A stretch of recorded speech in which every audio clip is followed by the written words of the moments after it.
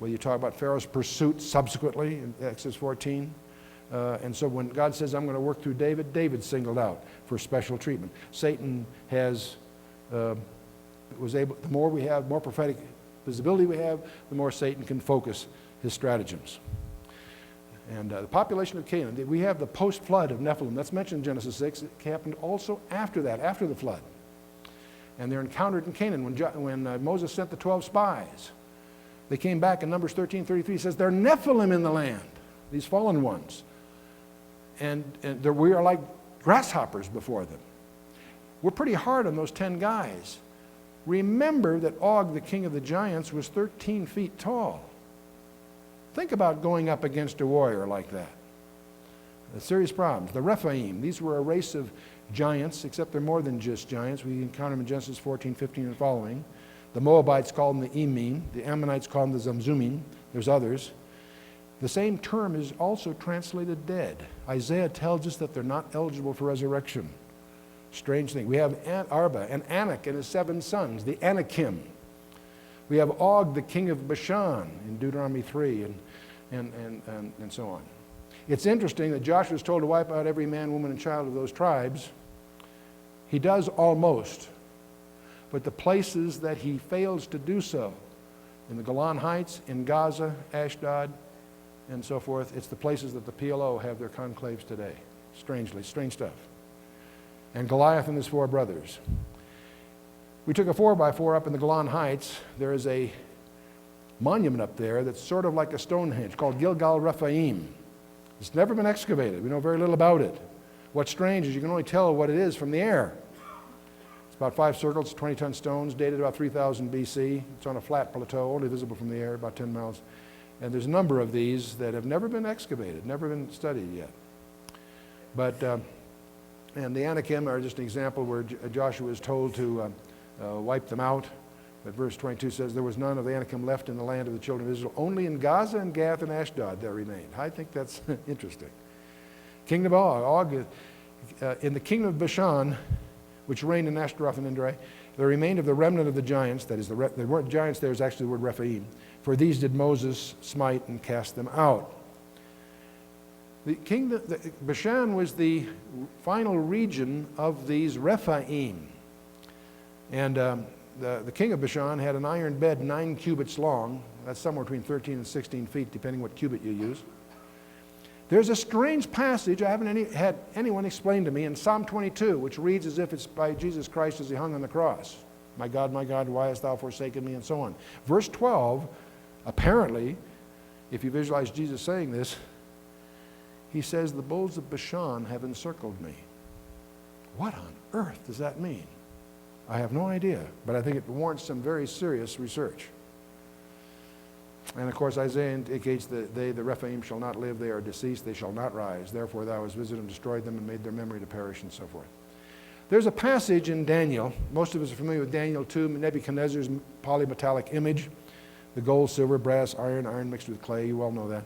In Daniel 7, there's another vision given to Daniel directly, different idioms used, but the same subject, basically the sequence of empires, Babylon, Persia, Greece, and then Rome in 2 phases. Most of you have studied this. But I want to focus on something strange, and that's this iron mixed with clay. What on earth does that mean? Now, for many decades, I, like most conservative Bible scholars, have taught that clay is people. You're the potter, I'm the clay. It's an idiom. It's actually in Aramaic. It's myri clay. Daniel explains the myri clay. Now, myri clay is clay made from mire, or is dust. Dust is usually synonymous, idiomatically, with death. Whereas thou sawest the iron mixed with miry clay, Daniel switches to a personal pronoun, they shall mingle themselves with the seed of men. But they shall not cleave one to another, even as iron is not mixed with clay. The grammar here requires that the they have to be something other than the seed of men, or it doesn't make sense. What are they? I don't know. Are they Nephilim? That would echo maybe what Jesus said, as the days of Noah were, so shall the days of the coming of the Son of Man be. Or are they the results of genetic manipulation that's gone awry? Don't know. The context of Nebuchadnezzar's dream implies that they constitute a political constituency. They're numerous, not just a few exceptions. Well, we've gone through a whole bunch of concerns about the whole area of genetic manipulation. Something else you might find interesting about bacteria. These are single-celled elements. Remember, these bacteria are single cells.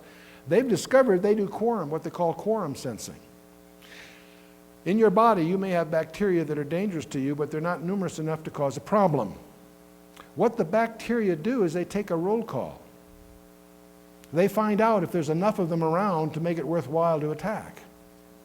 If there is, they attack. This is true of E. coli, Salmonella, and 30 others, a whole bunch of them.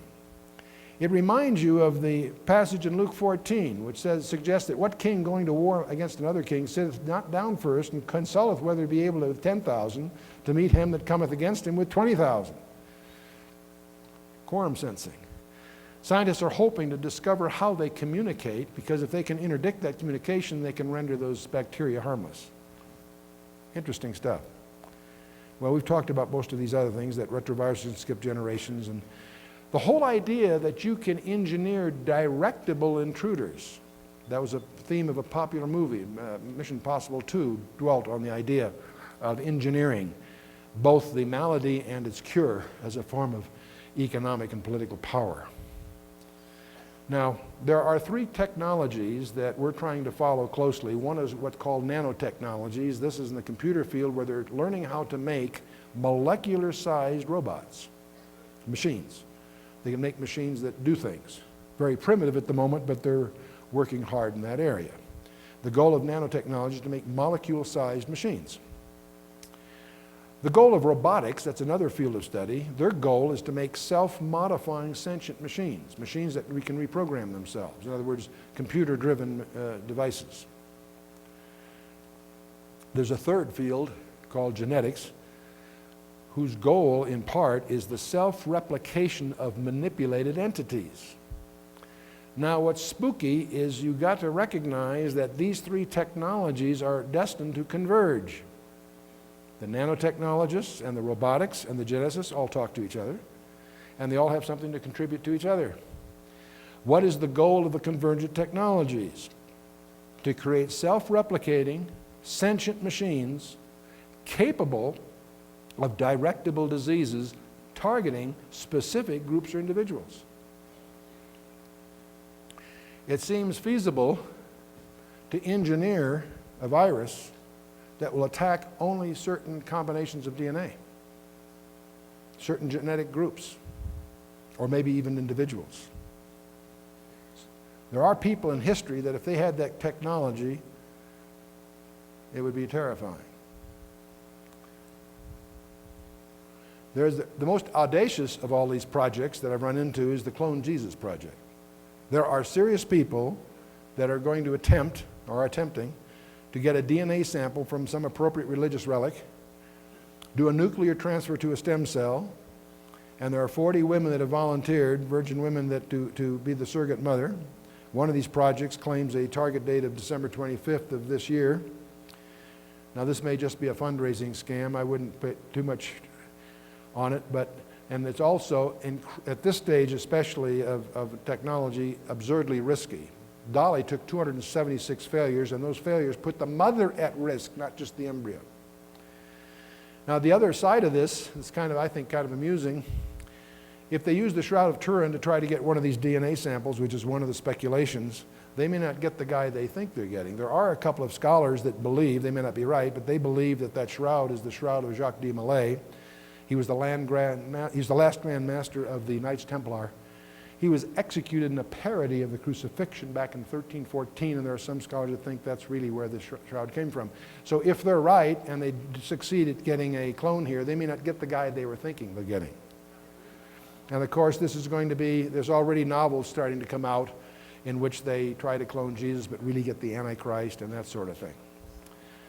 But there is a strange verse in Revelation 17, verse 11. Most of you that have studied Revelation 17 come across this verse speaking of the beast that was and is not, and even he is the eighth, but is of the seventh and goeth into perdition. What does that verse mean? I have no idea.